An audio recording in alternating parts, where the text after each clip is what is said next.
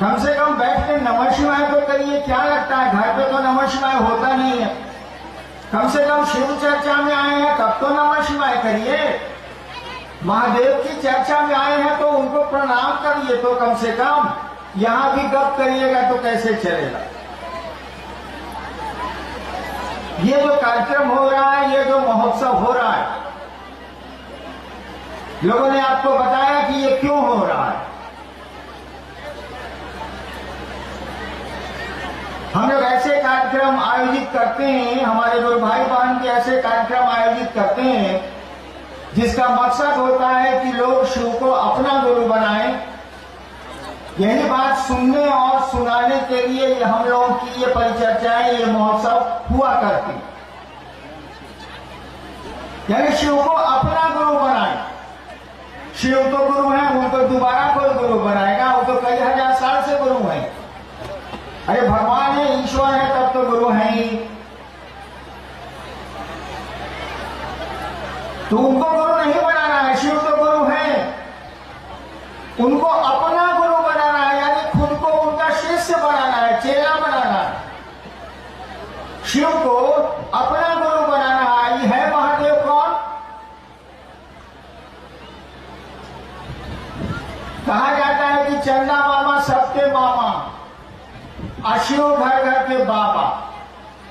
चंदा मामा सबके मामा, अशिव घर घर के बाबा।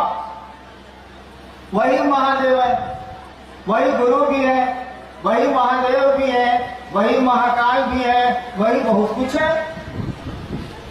उसी को अपना गुरु बनाना है। और बनाएगा कौन?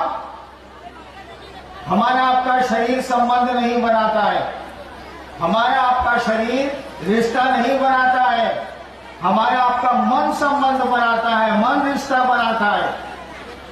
तो उस गुरु से भी, उस महादेव से भी जब हम आप उसको अपना गुरु बनाएंगे तो मन ही हमारा उसको अपना गुरु मानेगा, शरीर नहीं मानेगा। शरीर न शैतान होगा न वो भगवान होगा। शरीर शरीर है। आदमी का मन ही शैतान होता है, आदमी का मन ही शिव होता है। तो मन ही महादेव को अपना गुरु बनाएगा, शिव को अपना गुरु बनाएगा।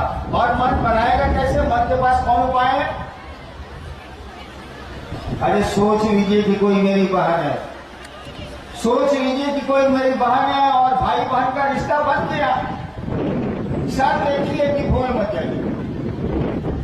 ठीक उसी तरह से सोच लीजिए कि शिव मेरे गुरु है, हे महादेव आप मेरे गुरु हैं, ये सोच लीजिए।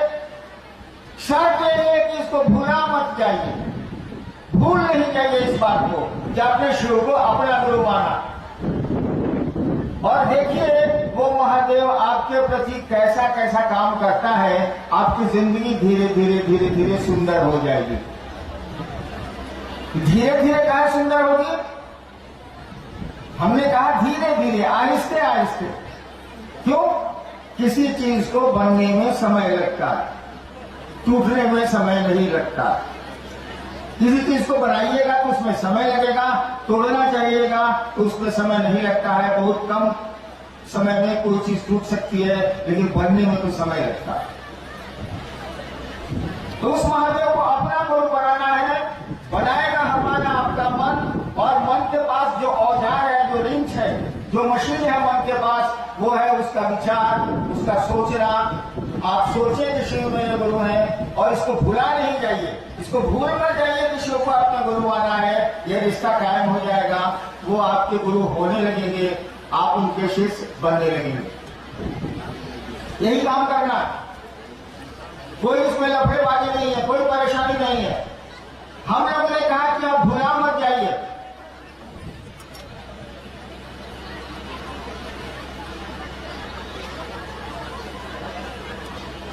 आप भूल नहीं जाइए कि शिव आपके गुरु हैं। हम लोगों ने कहा कि 3 काम करिएगा। जो 3 सूत्र सुनते हैं कुछ नहीं है, 3 काम है ये। पहला काम है कि जब भी आपको याद पड़े वो महादेव, मन ही मन सोचिए कि हे शिव आप मेरे गुरु हैं, हे महादेव आप मेरे गुरु हैं, हम पर दया कर दीजिए।